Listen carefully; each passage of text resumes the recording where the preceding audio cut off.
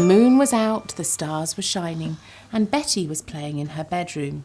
"It is time for you to go to bed," said Mr. Toucan.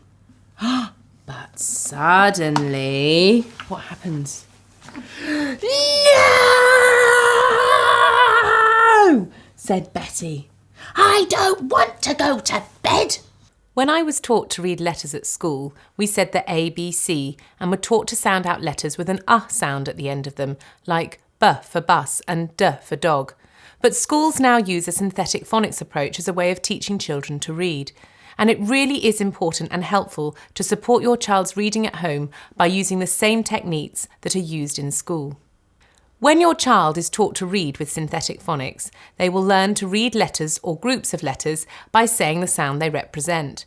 For example, children are taught that I sounds like I in some words like bin or window, but it can also sound like I in words such as kind or behind. You're likely to hear a number of terms being used when talking about phonics. I'm going to go through those terms now so you know what they are and how they will help your child to learn to read.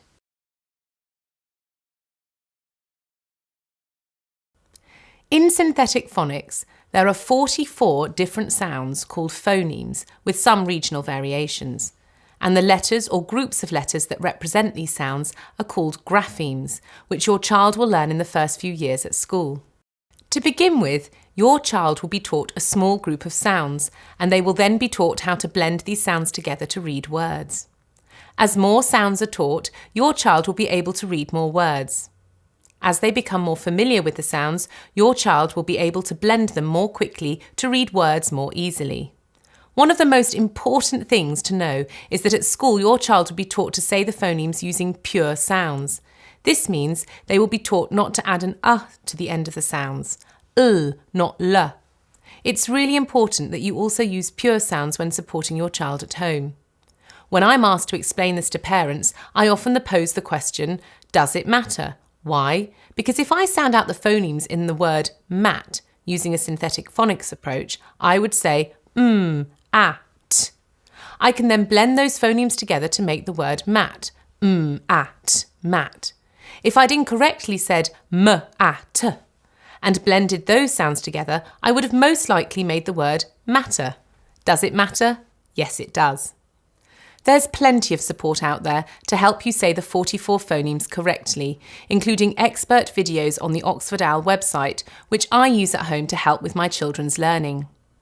There are simple but effective things you can do at home to support your child's growing phonic knowledge.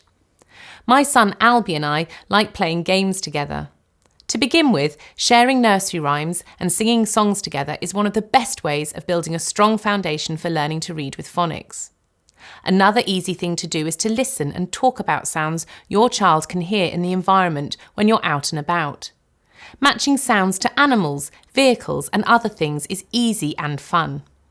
As they get older, games like I Spy can be adapted to work for phonics. I spy with my little eye something beginning with s. Something beginning with s. Sock. A sock! That's right, there is a sock on the page. When children have learned some sounds, they will be taught to blend the sounds to read words. The word cat, for example, can be segmented into 3 phonemes, k, a, t, and then blended together to make the word cat. In this example, each phoneme in the word cat is represented by a single grapheme. I can point these out to you in the word cat. K, a, t. I'm going to make some words, Albie, okay? And I'm going to ask you not to say very much just whilst I make these words up, and then in a second I'm going to ask you to sound out the letters and read the word for me. Okay, there's 3 there, Albie. Can you sound them out for me? It, sit. That's right. K, at, at. Lovely. You just sounded out k, at. What word is that, Albie? Cat. Lovely. The challenge for children learning to read is that although there are 44 phonemes in the English language, there are about 150 ways of writing those phonemes down. And that's what can make things appear tricky, especially for us parents trying to help our children at home. But I promise it's not as complicated as it may first appear. As children progress through their early reading journey, they learn that phonemes can be represented by a grapheme containing 1, 2, 3 or 4 letters. A digraph is 2 letters that make up one sound, such as sh, ch, th. A trigraph is 3 letters that make up one sound, such as I in night and air in hair. Let's look at some examples of digraphs and trigraphs. B-e-ch, beach, sh-op, shop, n-i-t, night.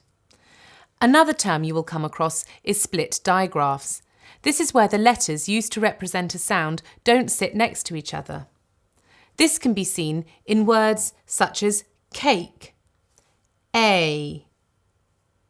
cake, and slide, slide, compete, in bone, and in cube, cube. Only beginner readers need to sound out every word as they read. But as your child moves forward on their reading journey, they will only need to sound out new and long words. Right, sound these out and then blend it to make a word for me. Bright. Brilliant. Can you show me the I in there? Yes, brilliant. Those letters make I. Bright. Lovely. That was lovely reading. Schools using a synthetic phonics scheme are likely to be sending home decodable books. This means the books contain mostly words that children can read by sounding out.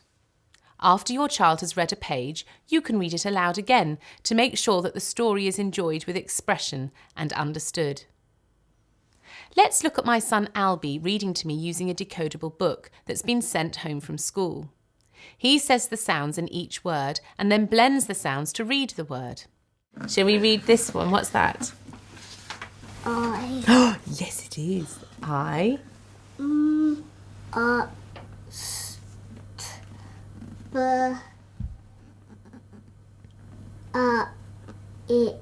O. D.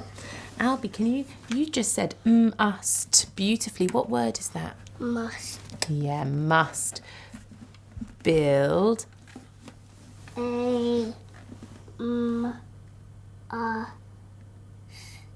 What's that? Duh. Yeah. We must build a must. Hut. What's that? Beautiful. I must build a mud hut. A mud hut. If your child gets stuck and is struggling to blend the sounds, say the sounds yourself, quickly until your child can hear the word.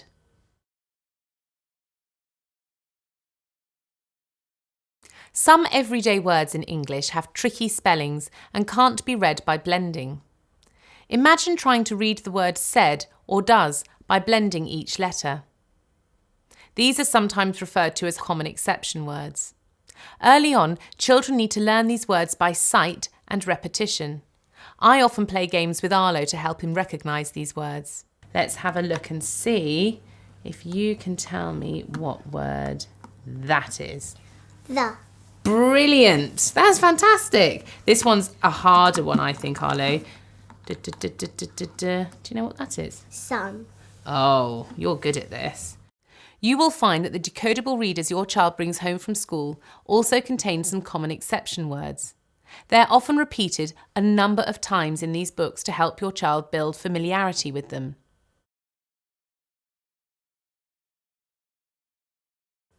Throughout your child's reading journey, there may be moments of quick success, but these can sometimes be followed by periods of deep frustration. It's really important that your child enjoys reading and never sees it as a chore. With my eldest, I try to give him opportunities to read a variety of different materials. If he doesn't feel like reading a story, we might read a comic or even an encyclopedia. Both my boys love non-fiction. In all honesty, I've gone through periods where Arlo hasn't read to me at all, but he's always found enjoyment just curling up and listening to me read to him. Sometimes he'll casually take over or point out the odd word, and I know he's taking it all in. In fact, there's nothing more important than sharing books together. Until finally... she... Yawn.